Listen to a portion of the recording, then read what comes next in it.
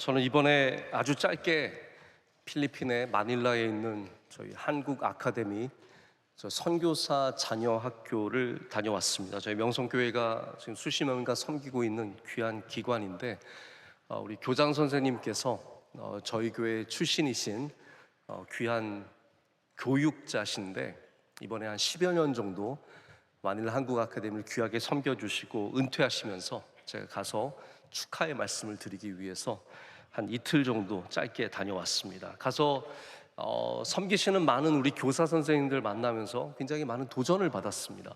그분들 가운데는 우리 한국의 좋은 직업들, 좋은 학교들 다 내려놓고 멀리까지, 마닐라에 있는 것 같지만 마닐라에서 훨씬 더 깊숙이 들어간 안티폴로라고 하는 그 지역에 있고 아무것도 없습니다. 아주 빈민 지역이고 어려운 지역인데, 거기서 정말 갇혀서 10년, 20년을 봉사하시면서 섬기시는 분들 만나면서 굉장히 많은 도전과 은혜를 받았습니다. 우리 기독교인들은 다 이런 고민들을 한 번씩은 해보는 것 같습니다. 내가 섬기는 일이 하나님 보시기에 기쁜 일인가? 그래서 제가 종종 선교지에서 만나는 많은 분들이 그렇게 법률가로 일하시다가 또 좋은 대기업에 다니시다가 돈을 많이 버는 금융권에서 일하시다가 그러한 질문을 갖게 되면서 이게 정말 옳은 일인가? 하나님께서 이 일을 기뻐하시는가? 라는 그런 질문 속에서 그런 선교의 도전을 받고 오신 분들이 굉장히 많은 것 같습니다. 제가 여러분에게 도전받고 선교 가라고 말씀을 드리는 건 아니고, 또 그렇게 되실 수 있는 분이 있겠지만 우리가 다 그렇게는 할 수 없습니다. 그러나 우리가 작은 일에도 하나님께서 기뻐하시고 하나님께서 기뻐 받으실 만한 그런 일이 될 수 있는지, 이것이 옳은 일인지, 그런 질문들은 항상 할 수 있어야 합니다. 우리의 직업을 바꿀 필요는 없겠지만 내가 하는 이 일이, 이 결정들이 하나님 보시기에 좋은 것인지, 옳은 것인지, 바른 것인지에 대한 질문과 고민은 있어야 합니다. 근데 우리가 예수님 믿고 하나님을 따른다고 하면서도 이러한 고민들은 항상 있을 수밖에 없습니다. 바울도 그런 고민이 있었습니다. 내가 원하는 바 선은 행하지 아니하고 도리어 원하지 아니하는 바 악을 행하는도다라고 말하는 것은 우리가 그토록 하나님이 기뻐하시는 삶을 살고자 하지만 그것을 하지 못하게 하는 다양한 요소가 있다는 거죠.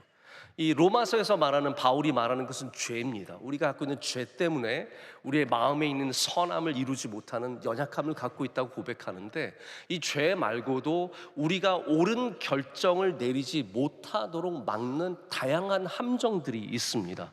저는 그 함정들을 오늘 요나서의 말씀을 통해서 여러분과 함께 좀 생각해 보기를 원합니다.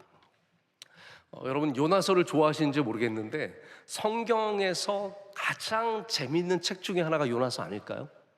네, 읽어보지 않으셨기 때문에 모르시겠지만, 그래도 우리가 이사야, 에스겔, 다니엘 넘어오면서 요나서를 만나면 아주 흥미로운 얘기가 나옵니다. 저는 어려서 이 요나서의 서사가 참 재밌었습니다. 하나님을 순종해야 하는 이 선지자가 하나님의 말씀을 어기고 다른 곳으로 가다가 풍랑이 일어나고, 그 풍랑에서 제비뽑기를 해서 걸린 이 사람이 바다에 들어갔는데 물고기가 이 사람을 잡아먹습니다. 근데 그 물고기 뱃속에서 살아남아요. 근데 이거 가만히 생각하면 말이 안 되는 얘기예요. 우리 어렸을 때는 이 이야기를 너무 재밌게 듣지만 사실 어떤 분들은 이 요나서의 물고기 이야기 때문에 교회 안 다니시는 분들이 있어요. 어떻게 이런 얘기를 믿을 수 있냐라는 겁니다. 제가 이 부분에 대해서 아주 짧게만 언급을 하자면 전 이런 거라고 생각합니다. 이 일이 매우 신비하고 희귀한 일이지만 전 이렇게 생각합니다. 하나님께서는 어떤 일도 할 수 있으시다. 이것을 보편적으로 하시는 일은 아닙니다. 그리고 이것이 다시 반복될 수 있느냐? 그것도 아닐 가능성이 굉장히 큽니다. 여러분, 물고기 뱃속에 들어가지 않으시기를 바랍니다. 그런 일은 일어나지 않습니다. 그러나 하나님께서 어떤 일이든 하실 수 있으시다면 이것도 충분히 가능하다. 우리가 그것을 믿음으로 받아들여야 되는 거 아니겠습니까? 근데 이 재밌는 이야기가 하나님을 알게 되면서 재밌는 것만이 아니라 큰 은혜가 있는 이야기라는 것을 알게 되었습니다. 왜냐하면 요나서는 하나님께서 구약시대 아닙니까? 구약시대는 이스라엘만을 위한 복음인데 하나님께서 이스라엘만 사랑하시는 것이 아니라 니느웨와 같은 이방인들과 죄인들을 사랑하셨다라고 우리에게 전해주는 정말로 중요한 책입니다. 하나님의 사랑이 담겨 있는 책입니다. 그래서 요나서에서 요나가 물에 빠지고 나오고 이런 것만 보시면 안 되고 하나님께서 그 니느웨 백성들을 살리시는 이야기를 보셔야 합니다. 그래서 그리스도의 시대가 열리는 신약 전에 사도행전에 나오는 하나님의 이방인을 향한 사랑과 복음의 메시지가 우린 구약에서 이미 요나서에서 발견하게 된다라는 거죠. 요나서가 선포하는 하나님은 사랑의 하나님이시며 이스라엘의 하나님만이 아니라 온 인류와 온 세상의 하나님이 되신다. 그것을 선포하는 책이 바로 요나서입니다. 근데 하나님께서는 이 귀한 메시지를 전달하기 위해서 하필이면 요나 같은 사람을 부르셨습니다. 말 잘 듣고 순종하고 훌륭한 사람이면 참 좋겠는데 요나를 선택하셔서 처음부터 이 발걸음이 어긋나기 시작합니다. 여러분, 우리 신앙에서 분명히 여러분께서 아셔야 되는 부분이 있는데 하나님은 우리에게 말씀하시지만 결정을 할 수 있는 것은 우리에게 맡기십니다. 그러니까 우리의 멱살을 잡고 끌고 가시는 하나님이 아니라 우리에게 말씀하시고 우리가 하나님을 순종하기를 바라시는 하나님의 뜻이 있다라는 거예요. 그래서 모든 결정의 책임은 우리가 갖게 됩니다. 요나는 스스로 결정할 수 있었는데 믿음으로 결정하지 않고 다른 이유로 결정했기 때문에 결국 그 결정의 책임을, 이 풍랑 속에 빠지는 책임을 지게 됩니다. 자, 니느웨 사람들은 전혀 다른 결정을 하게 되죠. 이 죄악이 악독한 사람들, 이 도시에 니느웨 사람들이 하나님의 회개의 선포의 말씀을 듣고 회개합니다. 그들은 전혀 다른 결정을 내렸습니다. 회개의 결정을 내렸습니다. 그리고 그로 말미암아 니느웨 사람들은 다시 살아나는 은혜를 얻게 됩니다. 여러분, 오늘 여러분이 내리시는 그 작고 큰 결정에 하나님의 놀라운 은혜가 함께 하시기를 축복합니다. 하나님의 말씀은 항상 분명하고 변함없이 우리 가운데 임하십니다. 오늘 본문 2절 말씀을 보면 하나님께서 요나에게 아주 크고 분명한 말씀을 전해주십니다. 너는 일어나 저 큰 성읍 니느웨로 가서 그것을 향하여 외치라. 그 악독이 내 앞에 상달되었음이니라. 하나님께서 니느웨로 가라고 말씀하셨죠. 요나에게 조금도 모호함 없이, 요나가 헷갈리지 않게 저기로 가라도 아니고 니느웨로 가라라고 말씀을 하셨습니다. 여기에 어떠한 구석에도 우리가 요나가 잘못 알아들어서 다시스로 갔다고 짐작해 볼 것이 없습니다. 하나님께서 말씀하실 때 가라. 하나님, 제가 잘 못 알아. 어디로 가라고? 가라. 다시스요? 알겠습니다. 제가 다시스로 가겠습니다 해서 다시스로 간 게 아니라는 거예요. 하나님께서 니느웨로 가라 라고 말씀하셨습니다. 그런데 3절 보면 요나가 하나님의 말씀을 어기고 전혀 다른 곳인 다시스로 가게 됩니다. 다른 누구도 아닌 선지자가 하나님의 말씀을 분명하게 들었는데 어떻게 순종하지 않고 도망갈 수 있을까요? 다시 말씀드리지만 혹시 잘못 들은 거 아닙니까? 우리 사람들에게는 그런 일들이 생깁니다. 저기 가라고 했는데 여기 가는 사람들이 있어요. 약속 장소에 가보면 꼭 거기가 아니야? 라고 말하는 이런 사람들이 나옵니다. 그래서 여러분, 혹시 가정이나 직장에서 우리 수많은 사람들과 소통하며 살아가는데 내가 했을 때 라고 알아들으면 그 가정은 심히 복이 있는 겁니다. 그 기업은 어마어마한 복이 있는 겁니다. 라고 말했을 때 라고 들을 수 있고 라고 말했을 때 라고 들을 수 있는 사람들과 일하면 정말로 편하고 기쁨이 넘칩니다. 근데 우리의 세상이 어떻습니까? 남편이 라고 말했는데 아내는 라고 듣고, 자녀가 라고 말했는데 부모님은 라고 듣습니다. 우리 물론 학교 같은 경우에는, 대학교 같은 경우에는 대부분 다 박사이시지만 그 외의 집단 중에 평균 학력 수준이 가장 높은 곳이 저는 교회라고 생각합니다.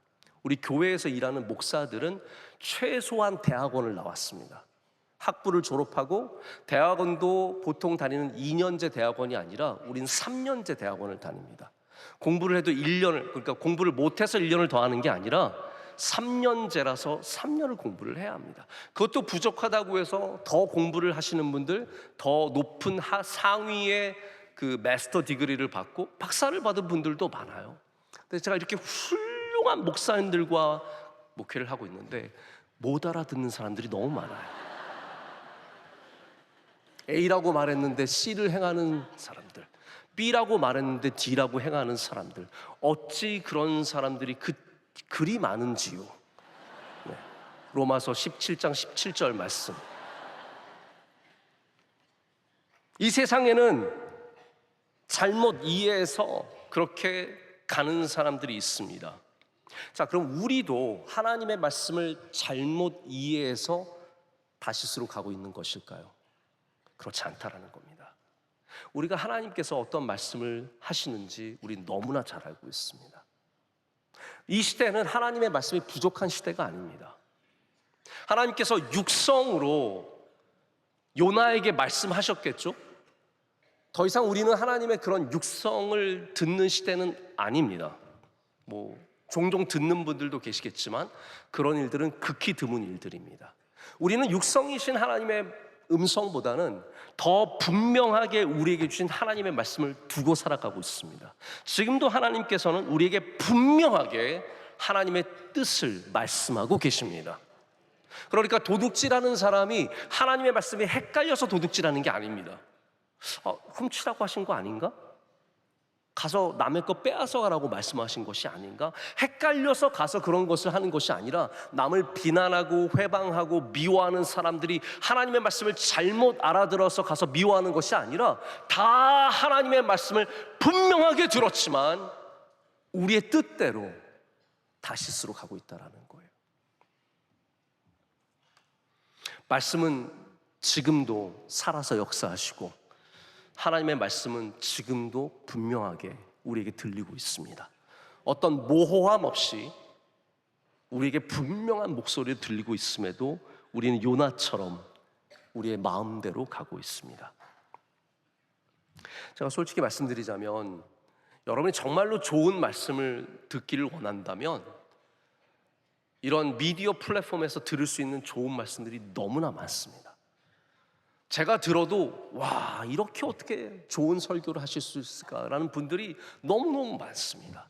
그러니까 저의 설교가 여러분의 귀를 만족시켜 드리지 못하기 때문에 정말 원하신다면 많은 설교를 들으십시오. 그러나 더욱더 중요한 건 뭐냐면 우리가 아무리 많은 설교를 들을지라도 우리의 결정이 하나님의 뜻대로 이루어지지 않으면 우린 요나와 똑같은 삶을 살아가게 되는 것입니다. 그럼 요나는 왜 이런 함정에 빠져서 잘못된 결정을 내리게 된 것일까요? 저는 여러분과 두 가지를 오늘 제가 제목에 말씀드린 것처럼 두 개의 함정을 함께 생각해 보기를 원합니다. 첫 번째는 감정입니다. 요나는 그가 하는 것을 보면 우리가 엿볼 수 있는 하나의 어떤 일관적인 것이 있는데 단순한 사람이고 요나는 처음부터 끝까지 니느웨를 싫어했습니다. 왜 니느웨에 안 가고 다시스에 갔느냐? 다른 문제가 아닙니다. 그냥 니느웨가 싫었던 겁니다. 우리도 결정을 할 때 우리의 감정이 가장 먼저 우리를 이끌어가는 기준이 될 때가 있습니다. 교회 왜 안 나가세요? 그냥 싫어요. 예배 왜 안 나가세요? 어느 집사님이 싫었어요. 어느 목사님이 싫었어요. 그냥 단순히 싫기 때문에 하나님이 기뻐하시는 일들을 하지 못하는 경우가 얼마나 많은지 모릅니다. 우리가 요나의 이러한 싫어하는 부분을 반복적으로 발견하게 되는데 처음에는 그것이 나오지 않죠. 그러나 나중에 가다 보면 니느웨를 이렇게 싫어해서 가기를 원치 않았구나를 알 수 있습니다. 이제 물고기 뱃속에서 나왔습니다. 여러분, 물고기가 니느웨에서 요나를 뱉어낸 건 아닙니다. 왜냐하면 니느웨는 내륙 지방입니다. 그것도 모르고 막 물고기 바로 나오자마자 니느웨에 탁 내린 줄 아시는 분들이 있는데 그런 이야기가 아니라 물고기 뱃속에서 나와서 한참을 걸어서 니느웨에 도착하게 되었습니다. 그래서 요나가 마지못해서 하나님께서 전하라고 하는 회개의 말씀을 선포하는데 니느웨를 싫어했던 여러 정황을 우리가 알 수 있습니다. 그 중에 하나가 뭐냐면 하나님께서 그러니까 니느웨 전체가 사흘길이에요. 마치 제주도를 다 돌아야 걸어서 돈다면 사흘 정도 걸리는 것처럼, 제가 정확하게 얼마 걸리는지 모르겠지만 큰 도시를 걸어야 하기 때문에 많이 선포해야 합니다. 근데 요나는 하루만 딱 걷습니다. 왜냐하면 싫은 거예요. 이 사람들한테 선포하는 것 자체가 싫은 겁니다. 그래서 사람들이, 여러분, 큰 일을 겪고 물고기 뱃속에서 나오면 엄청 달라질 것 같지만 별로 달라지지 않습니다. 싫은 감정이 나를 붙잡고 있으면 계속 거기에 끌려가는 겁니다. 싫으니까, 미우니까, 마음이 정리가 안 됐으니까 막 끝까지 이렇게 되는 겁니다. 그래서 결국은 하루만 선포했는데 놀랍게도 니느웨 사람들이 다 회개했습니다. 하나님 앞에 옷을 찢으며 회개하고 살려달라고 했을 때 하나님께서 그 재앙을 거두시고 니느웨를 살려주세요. 근데 이 일에 대해서도 요나는 싫어요. 회개하는 것도 싫습니다. 그래서 4장 1절을 보면 요나가 어떻게 반응하냐 하면 말씀이 이렇게 되어 있습니다. 요나가 심히 싫어하고 노하여, 하나님이 사랑하셔서 구해주셨는데 요나는 그 사람이 미우니까 싫고 화가 나는 겁니다. 다른 사람, 내가 미워하는 사람이 잘 되면 화나는 거 요나예요. 그래서 다음에 만나면 김요나 집사님, 박요나 권사님, 이요나 목사님 이렇게 말씀하시면 되는 거예요. 남이 잘 되는 것 자체가 싫은 겁니다. 자, 모든 판단의 기준이 요나에게 있어서 무엇입니까? 감정입니다. 싫은 것. 여기서 우리가 바른 길을 걸어가기 위해서, 옳은 판단을 내리기 위해서 피해야 되는 중요한 함정이 나옵니다. 옳은 일을 하기 위해서는 나의 망가진 감정으로 인해서 생기는 판단과 생각을 내려놓는 훈련이 필요합니다. 제가 안타까운 일인데, 우리 선교지를 제가 수없이 다니다 보면 제일 어려운 게 뭔지 아십니까? 물이 안 좋다, 잠자리가 불편하다, 이런 게 아닙니다. 선교사님들끼리의 감정, 너무너무 어렵습니다. 그냥 저 사람이 싫은 거예요. 저 사람이 미운 거예요. 하나님의 일을 못하고 니느웨로 가지 못하고 다 다시스로 가게 됩니다. 결국 그 선교 현장에서 영광을 받으셔야 하나님께서 영광을 받지 못하시고 우리가 사명으로 감당해야 되는 일들을 하지 못하고 다 다시스에만 머물게 되는 겁니다. 우리의 감정을 넘어서야 할 수 있는 일들이 많이 있습니다. 저는 우리 예배도 마찬가지라고 생각합니다. 우리 예배에 대해서 잠깐만 생각을 해보자면, 제가 길게 말씀은 못 드리는데, 우리의 예배는, 저는 이렇게 생각합니다. 예배는 우리의 감정을 넘어서는 것이다. 왜냐하면 오늘 이 시간도 마찬가지입니다. 여러분 예배 드리면서 어떤 분들은 예배가 지금 은혜가 될 수도 있고 어떤 분들은 지루할 수도 있는데, 그것과 상관없이 하나님은 예배 자체를 귀하게 여기십니다. 내가 오늘 어떠한 감정을 갖느냐가 중요한 것이 아니라 하나님 앞에 나와서 예배를 드리는 것이 훨씬 더 중요하다라는 말이에요. 예배를 나올 때도 마찬가지입니다. 여러분 오늘 아침에 일어나서, 주일 아침에 어제부터 막 잠자리에 들기 전에 내일은 예배야, 예배 가야지, 예배가 너무 좋아, 나는 명성교회 3부 예배를 너무너무 사랑해, 그래서 잠자리 들면서 하나님 좀 일찍 일어나서 가게 해주세요. 그렇게 하고 주무신 분들 몇 분이나 계십니까? 오늘 아침에 일어나서 예배를 갈 생각에 너무 기뻐가지고 예배다 예배다 예배를 가자, 예배 예배 예배 예배 예배 예배. 어떤 마음으로 일어났어요? 아마 많은 여러분들이 더운데, 피곤한데, 참 좀 더 자고 싶은데, 3부 예배 11시 반으로 옮겨주면 안 되나? 만약에 여러분들이 피곤하고 힘든데 그럼에도 불구하고 예배를 나오셨다면, 여러분은 감정을 넘어서는 결정을 내릴 수 있는 능력이 있으신 분들입니다. 내 기분을 따라서 그래서 예배의 기초는 뭐냐 하면 우리의 감정이 아니라 하나님의 부르심이라는 것, 그것에 순종하는 것이 믿음이라는 것입니다. 우리 성경에는 요나에 반대되는 이야기가 정말로 많이 있습니다. 요셉이 자기를 죽이려고 했던 형들을 나중에 용서하고 품습니다. 감정을 넘어서는 결정을 내립니다. 다윗이 자기를 죽이려고 했던 사울을 살려줍니다. 감정을 넘어서는 결정을 내립니다. 제가 몇 달 전에 우리 금요 구역장 공부에서 마리아에 대해서 말씀을 전한 적이 있는데, 마리아가 상처를 받을 만한 충분한 상황에 처해 있었습니다. 왜냐하면 그의 언니인 마르다가 그를 비난했습니다. 언니 어떻게 그럴 수 있어요? 언니가 사랑하는 동생을 예수님께 가서 예수님 쟤 좀 일하게 해주세요. 저기 앉아가지고 뭐 하는 겁니까? 어떻게 저럴 수 있습니까? 비난했습니다. 근데 마리아는 우리 성경을 보면 그 언니에 대해서 어떠한 상처도 받지 않았다는 것을 알 수 있습니다. 가룟 유다가 마리아가 예수님께 향유 옥합을 부어드렸을 때 예수님 저 비싼 것을 팔아다가 가난한 사람들을 도와주면 얼마나 많이 도와줄 수 있습니까? 그 말에 마리아는 상처받지 않았습니다. 사랑하는 가족이 나를 비난하고 존경하는 예수님의 제자가 나를 비난할 때 마리아는 그의 선택이 흔들리지 않았고 그의 길이 흔들리지 않았고 그가 사랑하는 예수님을 향한 사랑이 흔들리지 않았습니다.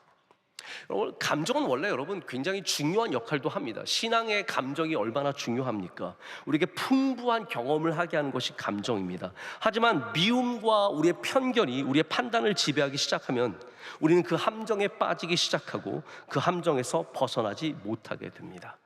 그 함정에 빠진 사람이 요나라는 것이죠. 단순히 내가 싫기 때문에, 내가 좋기 때문에 결정하는 것이 아니라 우리는 우리의 감정보다 하나님을 더 중요한 기준으로 삼아야 한다라는 말입니다. 자, 두 번째 요나가 빠진 함정을 말씀드리고 싶은데 그것은 상황입니다. 상황이 지배하는 결정이 얼마나 위험한지 모릅니다. 우리는 기회를 중요하게 여기고 기회를 귀하게 여깁니다. 기회의 중요성을 알고 있습니다. 하지만 기회가 우리의 결정을 지배하기 시작하면 우리는 기회의 함정에서 벗어나지 못하는 기회주의자가 되기 쉽습니다. 많은 사람들이 기회를 어떻게 생각하냐면 단순히 기회라고 여기지 않고 하나님이 주신 것이라고 생각합니다. 하나님이 주신 것이야. 그렇기 때문에 기회 자체를 만났을 때 어떤 생각을 갖냐면 하나님이 주신 것이기 때문에 기도가 필요하다고 생각하지 않습니다. 근데 저는 여러분께 오늘 재차 말씀드리고 싶습니다. 기회를 만났을 때 하나님 앞에 기도를 많이 하셔야 됩니다. 왜냐하면 기회가 아닐 수 있기 때문이에요. 요나는 상당한 기회주의자였습니다. 다시스로 도망하려던 그가 이제 이스라엘의 가장 중요한 항구 중에 하나인 요파라고 하는 이 항구에 갑니다. 거기서 다시스로 가는 배를 얼마나 자주 만날 수 있을까요? 이 고대 사회에서 정기선이 있는 게 아닙니다. 매주 화요일 날 4시에 다시스로 가는 배가 출발합니다. 이런 게 아닙니다. 어떠한 상황이 주어지면 다시스로 가는 사람들이 몰려서 가자고 하면 사람들을 모아서 돈을 모아서 물건들을 모아서 아마 갔을 겁니다. 그런데 다시스로 도망하려고 했던 요나가 요빠에 갔는데 다시스로 가는 배가 있어요. 얼마나 놀라운 은혜입니까? 내가 다시스로 가려고 했는데 다시스로 가는 거예요. 하나님의 뜻과 어긋나게 가려고 했는데 나에게 딱 맞는 기회가 주어진다? 여러분, 그때 우리는 심각하게 그 기회를 의심해보고 하나님 앞에 기도해 볼 수 있어야 합니다. 모든 것이 톱니바퀴가 맞아 떨어지는 것처럼 딱딱딱딱 맞아 떨어지는데 그것이 하나님이 주신 것이 아닐 수도 있다는 사실을 아셔야 된다는 거예요. 요나는 마치 배고픈 쥐가 덫에 걸리듯이 덥석 그 다시스로 가는 배를 물었고 결국은 풍랑의 한가운데 서게 됩니다. 여러분, 기회가 우리에게 목적지를 향해 데려갈 수도 있고 기회가 우리를 풍랑의 한가운데로 데려갈 수도 있습니다. 이런 순간이 우리에게도 찾아옵니다. 경제적으로 어려운 때에 딱 마침 맞는 제안이 우리에게 옵니다. 이거 너무 좋은 기회예요. 그러나 기도하고 살펴보고 생각해보면 그 기회 안에 수많은 위험한 요소들이 담겨져 있습니다. 하나님이 기뻐하시지 않는 일들이 있을 수도 있고 우리가 해서는 안 되는 일이 있을 수도 있습니다. 그래서 뭔가가 나에게 딱 맞는다고 해서 그것을 절대적인 기회로 여기시면 잘못된 일이 될 가능성이 큽니다. 제가 어려서부터 많이 들었던 간증의 레파토리 중에 하나가 하나님께서 기회에 딱 맞는 상황에서 무엇을 주셨다, 것 같습니다. 특별히 뭔가가 부족했을 때 하나님께서 뭔가를 딱 정확하게 주시는 거예요. 목사님들의 간증 속에서 이런 기적이 실제로 많이 일어났고 제가 많이 들었던 얘기입니다. 목사님 가정에서 저녁을 먹는데 이제 쌀이 다 떨어졌어요. 개척교회 목사님이시고, 그래서 사모님이 쌀독을 긁는데 쌀이 없어서 밑바닥을 바가지로 긁는 겁니다. 그래서 다 긁어가지고 마지막 쌀 한 톨까지 꺼내서 저녁을 먹는데 목사님과 사모님 마음속에는 야, 내일 아침 우리 아이들 밥을 뭘 먹이나, 뭘 이제 어떻게 살아야 하나, 답답한 거죠. 근데 전화가 와요. 갑자기 어디서 따르릉 1986년의 일이기 때문에 전화가 옵니다. 따르릉 전화를 받았더니 어느 집사님의 목소리가 들려요. 사모님 안녕하세요. 저 누구누구 집사입니다. 근데 이 집사님 평소에 연락을 하는 분도 아니고 가까운 분도 아니에요. 그런데 이분에게 무슨 감동이 있었어요. 사모님, 제가 이렇게 갑자기 전화를 드린 이유는 제가 기도하는 가운데 하나님께서 자꾸 목사님 댁에 쌀 한 가마니를 갖다 드리라는 거예요. 그래서 제가 도대체 이유를 모르겠는데 마음에 너무 짐이 있어서 오늘 저녁에 제가 쌀 한 가마니를 목사님 댁 앞에 갖다 놨으니까 드시면 좋겠습니다. 목사님, 사모님은 기적이죠. 우리가 지금 쌀이 딱 떨어졌는데 어찌 하나님께서 아시고 이렇게 쌀 한 가마니를 보내주시는가. 여러분, 여기에는 중요한 원리가 있습니다. 쌀독의 바닥을 반드시 긁어야 됩니다. 하나님이 알게 하셔야 돼요. 소리를 뻑뻑 내면서 하나님 들리시죠? 이거 안 들리세요? 들으셔야 하나님께서 응답해 주시는 거예요. 네. 긁으시라는 거예요.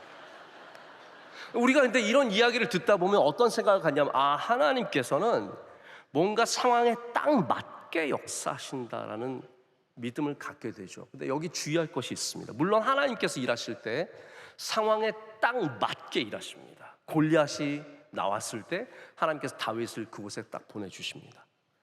요셉이 물 없는 구덩이에 빠져서 어찌할 바를 알지 못할 때 하나님께서 미디안 상인들을 지나가게 하십니다.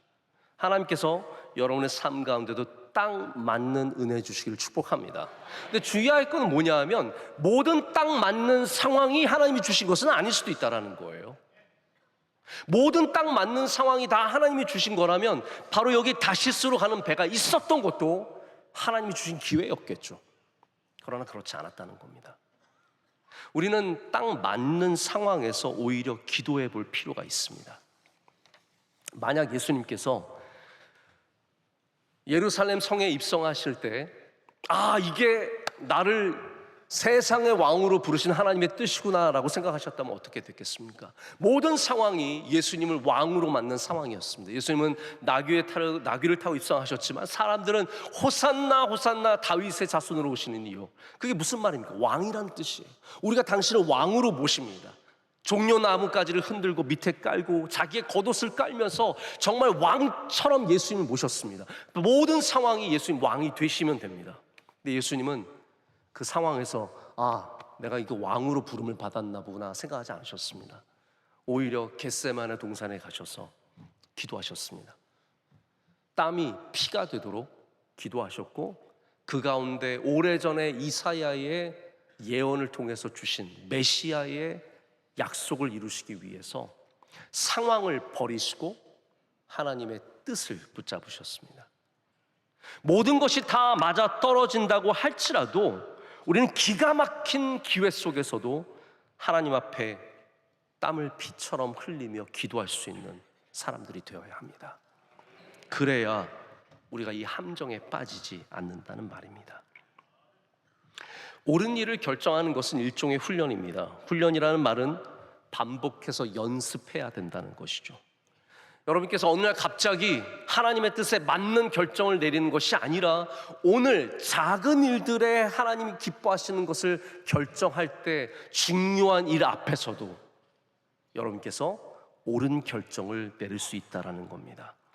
감정을 따라서 항상 결정하던 사람이 어느 순간에만 하나님의 뜻을 쫓아갈 수 없습니다. 오늘도 내가 미워하는 사람을 받아주고, 오늘도 내가 싫어하는 것을 할 수 있고, 제가 요즘 저희 아이들 공부하는 걸 보니까 공부는 감정으로 하는 게 아니구나 라는 생각을 많이 갖습니다. 좋아서 공부하고 싫어서 공부 안 하면 공부할 수가 없습니다. 피곤해서 공부 안 하고 피곤하지 않고 건강해서 공부한다면 공부할 시간이 없습니다. 모든 것을 다 감정으로만 감당한다면 어떤 것도 우리는 해낼 수 없습니다. 기회만 바라보고 기회만 내게 주어진다면이라고 생각하면 우린 정말로 우리가 취해야 되는 기회도 취할 수 없게 됩니다. 오늘 여러분의 작은 결정들을 하나님의 뜻 안에서 해보시길 축복합니다. 그런 훈련 속에서 우린 인생의 중요한 일들도 하나님이 기뻐하시는 결정을 내릴 수 있는 믿음과 능력을 갖게 될 줄로 믿습니다. 자, 이런 함정에 빠지지 않으면 어떻게 해야겠습니까? 제가 1분 안에 3가지 중요한 기준들을 말씀드릴게요. 첫 번째는 하나님의 말씀을 사모하셔야 됩니다. 우리의 길은 어둡습니다. 그래서 성경에서 뭐라고 말하냐면 주의 말씀은 내 발의 등이요 내 길에 뭐라고요? 빛이니이다. 아멘. 우리의 길이 어둡기 때문에 우리는 하나님의 말씀을 사모해야 합니다.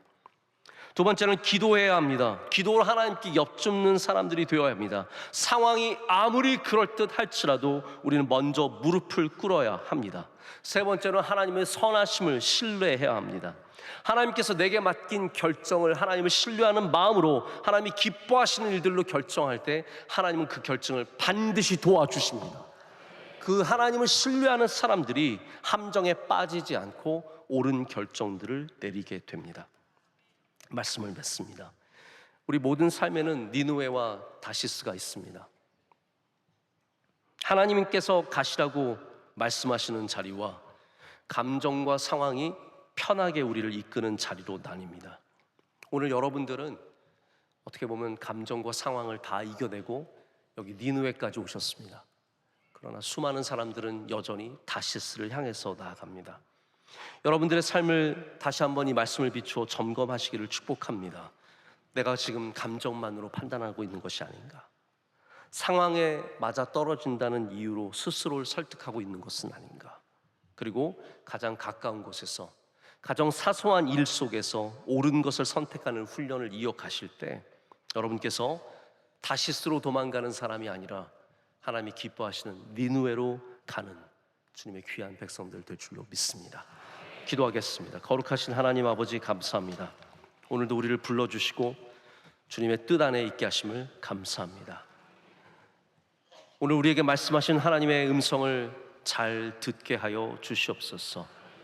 분명한 하나님의 말씀을 듣고 니느웨를 향해서 발걸음을 옮길 수 있는 믿음을 우리에게 허락하여 주시옵소서.